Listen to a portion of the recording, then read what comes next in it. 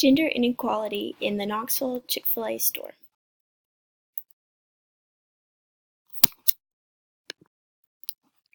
What is Chick-fil-A known for? Delicious chicken? As a fan, are you aware of gender inequality within the hiring process? Do you know the discrimination within job placements? Probably not. As a representative, I conducted an organizational analysis for the Knoxville Chick-fil-A store, and I created a plan to create awareness. There are two negative patterns. First is the lacking of a real manager. According to Modoff Butler in DeWine's 2012 book, managers are able to frame the interest of the workers in relation to their own interests. So unfortunately, in some cases, like this one's, like Chick-fil-A's store manager, Bob King, the manager is not taking precautionary actions for his employees, and it may be because he doesn't want to take the blame for the situation. Eventually, though, he will suffer his repercussions of his actions. The second negative pattern is sexism within the organization. King is aware of the presence of sexism, but has not taken any action. Sexism is noticed in the hiring process and with position placement at the Chick-fil-A. There are women workers present, however, they are placed only at front positions, aka the stereotype housewife roles. Here's my plan.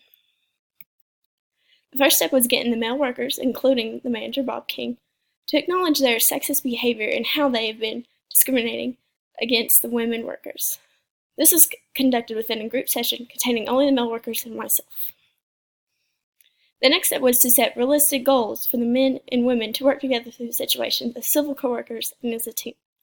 I did this with group work activities for bonding. Then I received feedback from both parties to record any progression or setbacks to make any further adjustments. Both parties completed this task by sending me anonymous letters and updates on how their trainings were going and meetings were going. The manager, Mr. King, is trained further in on how to lead more diverse teams and gender awareness. He had to go to corporate for 2 weeks of training from female representatives of the company, empowering women equality. King from now on has to conduct a blind gender style of recruitment. That means that applicants do not mark on their sex applications. That way Mr. King will not have room to discriminate, and it will only be talent-based. Step 6. Women employees will be allowed to train for more variety of positions, such as management, cleaning, cooking, drive-thru, etc., any other position besides the front counter. Lastly are the concepts.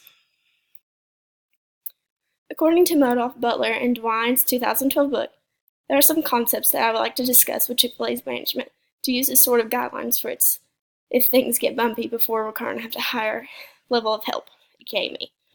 Modoff, Butler, and DeWine's 2012, the feminist ethical framework would be the best principles for Chick-fil-A to improve the organizational communication habits with their women employees.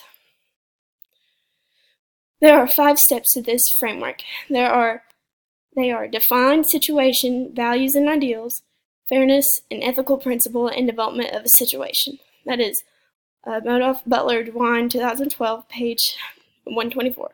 In other words, clarify the problem, listen to all parties, and be respectful of values. Equality needs to be placed expression of emotion without discrimination. Then come up with a solution. In conclusion, the plan established gender inequality and promoted a more diverse team led by a genuine manager.